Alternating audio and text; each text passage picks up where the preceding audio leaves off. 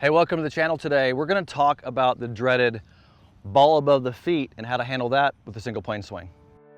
So there's no better feeling knowing that when you wake up in the morning to go play golf, so that you're going to play well. There's no better feeling of hitting good golf shots down the fairway. So my mission today is to help as many people as possible wake up every day feeling good that they're going to go out there and play great because of the single plane swing. All right, so you hit a pretty decent drive, comes down the right side of the fairway, kind of catches up here and then sits where your feet are below the golf ball. So the ball is above the feet. Now, this is a tricky one because since the club is coming up, you're flattening the angle of the shaft plane. Now, let me measure this because I'm going to grab a club and we'll talk you through how you hit this shot. All right, 177 even. Now, look at this particular shot. I mean, this hole's pretty fun anyway, but you got the tree hanging on the right, you got the pin on the left, which is actually a benefit here.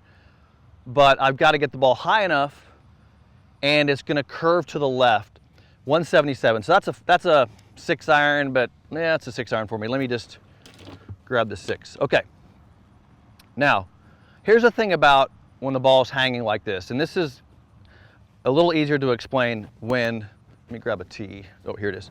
Okay, so I want to show you what's happening to the face angle because the face angle is what's determining what happens to the shot. Now, so watch what I do here. So this is a 6-iron. Now remember, clubs, the way they're designed, and hopefully your clubs fit you, they're designed on a plane, the shaft plane relative to the lie angle of the club. But you're going to see that when I put the ball above the feet, now I'm not changing the angle of the face, but if I lift the club straight up, I'm not changing the face angle, notice the tee starts pointing to the left. I haven't closed the face, but it's closed relative to the plane of the shaft. Does that make sense? So if I take a club that fits like this and I flatten the plane, the square face, because of the loft, aims to the left. It's exactly what's happening when the ball is above the feet here. What you're getting is a club that's aimed to the left, and it's going to de-loft the club a little bit. Anytime you're hooking the ball, the spin of the ball is bringing the ball, lowering its trajectory. So I got 177. I got a 6-iron. I think I'm going to grab a 5 just because it's de-lofted. I'd rather be long, a little longer. Well, no, I'm not. But the reason I'm tricked is I got to get over to this tree. But let's hit the 6-iron. Let's just see what happens. Now, what I'm going to do is I'm going to hit 2 shots. I got 2 golf balls here. I'm going to hit 2 shots. The first ball I'm going to hit, I'm just going to let it hook. I'm just going to let it go. So I got to aim to the right. Hard to predict. It's going to go a lot. I mean, it's above my feet. So I'm going to aim kind of towards the middle of the tree there. Just swing it over the tree and let the ball swing back to the left. Let's see if I can get this thing to hook back to the target.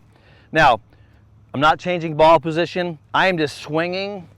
I'm standing up more because the ball is above my feet, and I'm just swinging on a flatter plane based on where the 6-iron is sitting and where the ball is.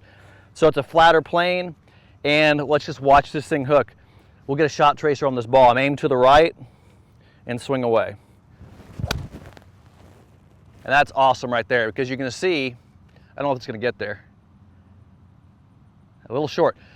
That ball started over the tree and it hooked all the way back to the flag. That was a 25-yard hook. Makes some sense, but it's just, you know, it's kind of hooking left. It's taking the trajectory off the shot. The 6-iron's having a hard time carrying. It's a hard shot. Let me do another shot for you. Now, I'm not saying do this. This is me.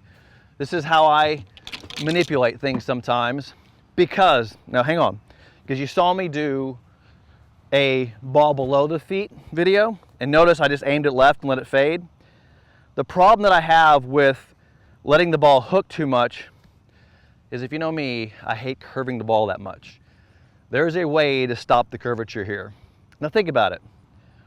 What can I do if the ball's above my feet and this plane of the club, this is a 5-iron now, is aiming to the left? How would I get it?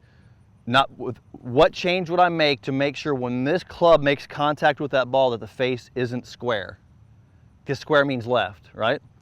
Well, it's a simple change. All I'm going to do is I'm going to move the ball slightly back in my stance. Now, what just happened when I did that? What happens is now the face is open to the path. Does that make sense? the face is open to the path, but because the ball is above my feet, it's going to be square to the plane of this shaft. Wow, that was confusing. I confused myself.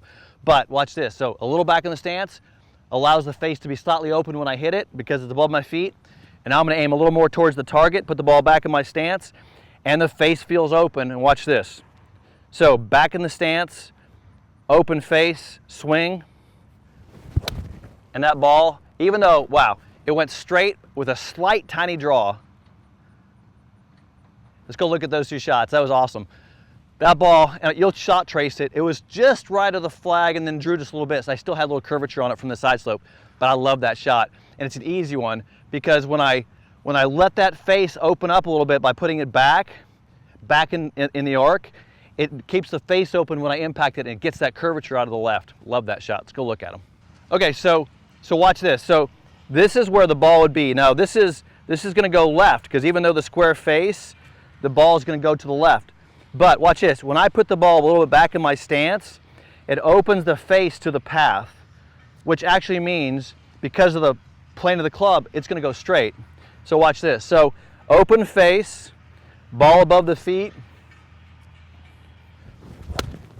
dead straight. Look at that. So this was a great example of what happens when you are manipulating the ball from side hill lies. So that first ball here on the front, which obviously it's easy up and down, you might even make that chip. That was the one where I just hooked it. I just played it normal, the club square, it hits the face, it's going left, and it started over that tree and it hooked all the way in there. The reason I don't like that is because that hook and that amount of curvature is de-lofting the ball. It's taking off trajectory, so it comes in here, I can't predict it. That ball there on the left that landed on the green, that's about 15 feet from the hole, which was a great shot. That's the one where I put the ball back in my stance on that up when the ball's above my feet because it opens the face. And I say opens the face, it opens the face, but actually it opens it enough to compensate for the fact that it's closed. Does that make sense? And so what it's doing is it's taking the side spin off. If I take the side spin off the golf ball, it gives it trajectory, and that ball made it all the way to the green. I did the same exact thing on that ball. I did the same thing. I put the ball back, hit another one for you, and look at those two shots. They're equal distant. They made it all the way to the green. That's my point, is that when you start curving the ball, it starts messing with the distance it goes. And that's why I don't like curvature, because curvature is always adding loft, de-lofting, and it's hard to predict distances. So I'd rather hit it as straight as possible. Thanks for joining me on the channel. Hope you learned something about uphill lie. A lot of people get this ball above the feet, learn how to hit it dead straight with a single plane swing.